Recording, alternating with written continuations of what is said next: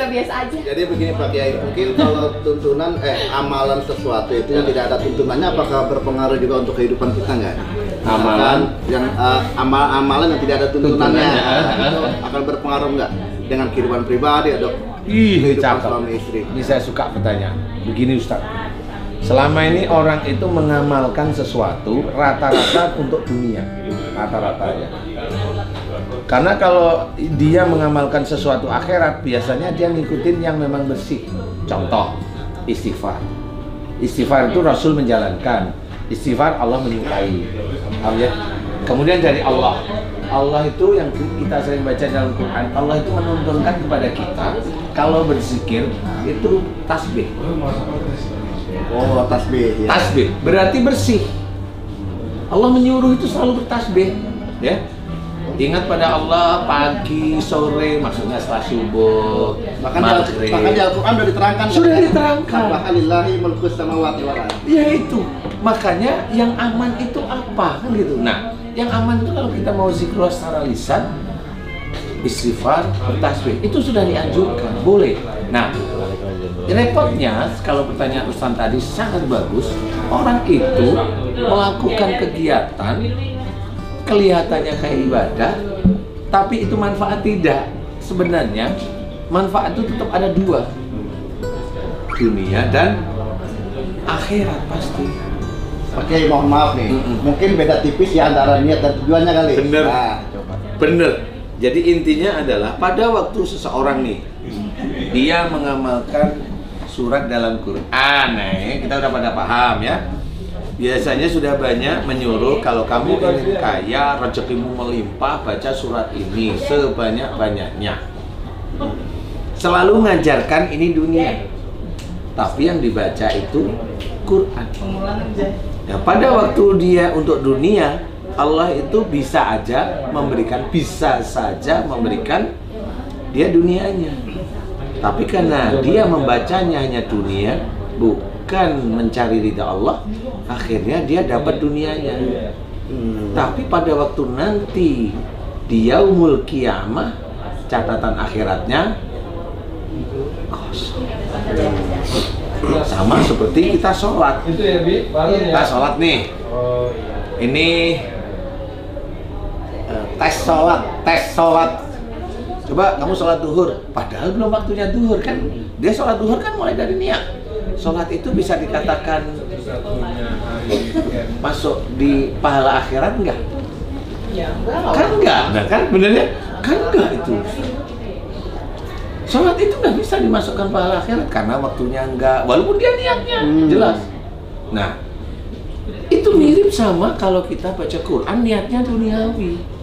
Biar anak saya lulus, nah kan duniawi, boleh, silahkan, manfaatnya dunia, tapi akhirat, Allahu a'lam. Mungkin bisa dikatakan seperti ini nggak Pak Kiai? Misalkan ada orang sholat atau dia sedekah atau dia baca Quran gitu, itu hanya bisa dikatakan memelihara hati, tapi belum bisa memberikan makanan untuk hati. Boleh, itu cakep. Nah, ini Ustadz benar-benar pinter ini. Jadi itu memberi makanan hati dulu. Kalau sudah benar-benar itu diaplikasikan, nah itu cakep sekali. Yang akan menjadi vitamin. Itu akan menjadi vitamin yang itu nanti akan diterima di akhirat. Walaupun sebenarnya Ustadz, membaca Quran sendiri karena Allah, walaupun membaca itu tetap dapat pahala. Tapi membaca Quran niatnya lillahi ta'ala, hanya mencari ridha Allah, nggak ada apa-apa, disitulah nanti kuatnya. Jadi kita mengikuti gayanya Allah. Kita disuruh mencari akhirat, nanti dunianya kan mengikuti. Itu yang jarang dipergunakan oleh orang. Berarti sholat, tapi lakukan apa yang di dalam sholat. Betul. Kita baca Quran, amalkan apa yang di dalam Al-Quran. Betul. Makanya itu masuk ke tahap inna sholata tanha anil fasya'i wal munkar. Jadi sholat itu bisa mencegah dari perbuatan keji dan mungkar. Kenapa? Karena pada waktu dia baca Quran di dalam sholat, bacaan kan macam-macam tuh. Pastikan banyak nasihat baik dari Allah Ta'ala. Disitulah dia jaga, disitulah dia mengerjakan. sehingga sholatnya utuh. Sehingga disitulah yang namanya sholat itu tiang agama, tiangnya bagus tanpa keropos. Karena tanpa keropos kenapa? Dia tidak marah.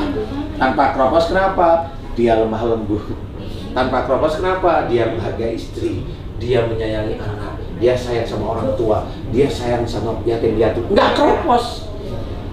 Makanya di situ seorang yang sholatnya utuh, sebenarnya dia paham Quran, dia baca, dia ngerti yang dia baca, sehingga dia jaga mulut, mata, telinga, fisiknya dia jaga, sehingga itulah yang sering kita dengar sholat yang agama itu. Jadi mungkin Al-Fatihah sebagai suatu surat yang wajib dikatakan hablum minallah. Iya. Dan disunahkan oleh Rasulullah, bacalah ayat, itulah penjabaran dari hablum minannasnya. Insya Allah betul itu. Nah kalau bisa, apakah kita harus cari surat yang minimal kita tahu artinya untuk menuntun hati kita? Betul. Gimana? Betul. Betul itu. Karena memang kalau zaman dulu kan, zamannya Rasul itu kan banyak orang penghafal Quran, nggak apa-apa, memang seperti itu keadaan. Nah pada waktu saat ini godaan dunia itu lebih besar daripada ilmu agamanya. Jadi walaupun kita itu dapat sedikit nih, amalkan langsung. Karena itu yang menjaga kita itu. Kalau kita banyak, nah ini ya Ustaz, kalau kita tahu banyak, ngerti artinya, nggak diamalin, akhirnya kan pelentos. Ada yang sombong akhirnya, merasa lebih, merasa benar, nah itu karena belum mengamalkan. Dia memang disorot, bicaranya kasar, bicaranya begitu. Berarti konteks menjaga sholat itu bukan hanya menjalankan perintah sholat, tapi mengamalkan apa yang diajarkan oleh sholat tersebut. Betul. Insya Allah seperti itu. Makanya itu menjawab tadi, manfaat di mana? Kalau dia mencari dunianya, manfaatnya dunia. Karena dunia sama akhirat itu nggak bisa digabung. Tetapi di dunia inilah kita belajar menjalankan untuk mendapatkan akhirat sebenarnya. Contoh mamanya, kita yakini bahwa Allah itu kan yang mengatur rezeki, betul nggak? Betul. Allah yang mengatur, dan kita tahu nggak Allah itu mengatur rezeki bagaimana? Kan nggak tahu. Betul kan? Tapi kalau kita ingat ayat bahwa kalau kita disuruh mencari akhirat, nanti dunianya mengikuti. Kan itu kan kata-kata Allah nih. Maksudnya ada, kita kerjakan semuanya karena Allah Ta'ala. Nanti Allah itu mengatur rezeki kita, ditoto, ditata. Sehingga nggak perlu kita itu baca surat ini biar kaya. Enggak. Ditata. Jadi tidak ada sesuatu yang harus ditakutkan kan? Karena innallaha la yakhfa syai'un fil ardi wala fis sama. Kamu nggak usah minta, Allah lebih tahu keinginan kita. Sebenarnya benar itu. Makanya kalau kemarin saya ditanyain Ustaz, kalau nggak salah Mas Bobby, doanya gimana? Saya doa nggak aneh-aneh kok. Doa nggak banyak, hanya doain keluarga, doain orang tua, doain saudara-saudara kita Muslim. Satu doa saya, ya Allah. Doa saya itu cuma gini. Ya Allah, mudahkan segala urusan dunia dan akhiratku. Itu toh. Walaupun pakai bahasa Indonesia, kalau paham banget udah ya. Itu sangat paham. Karena bagaimanapun juga doa ini kita urut. Doa ini kan mohon dimudahkan segala urusan dunia, jangan lupa, dan akhirat. Jadi kita mencari dunia untuk akhirat sebenarnya. Kita dunia untuk akhirat. Jadi pada waktu kita melakukan keduniawian, itu kita jalankan bahwa itu untuk akhirat. Bagaimana? Harus lillahi ta'ala. Walaupun kita dakwah, ya kita dakwah itu jangan bilang dakwah kita itu akhirat nanti dulu. Karena di sisi dakwah kita ada kesombongan. Mana akhirnya? Jeblok dakwah kita. Kalau di sisi akhirat, akhirnya kalau kita dakwah, kan kita nggak ingin merasa lebih daripada jamaahnya.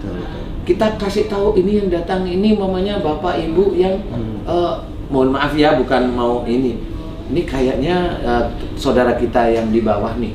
Berarti kita kasih yang mereka gampang menerima. Yang gampang menerima. Mudah dimengerti, tapi itu tauhid. Nah, disinilah yang harus kita ketahui, semuanya unsurnya akhirat. Nah, kalau sudah unsurnya akhirat, ayat itu masuk. Nggak usah minta, cuma mohon dimudahkan aja. Dunia dan akhiratnya. Mau belajar agama dimudahkan.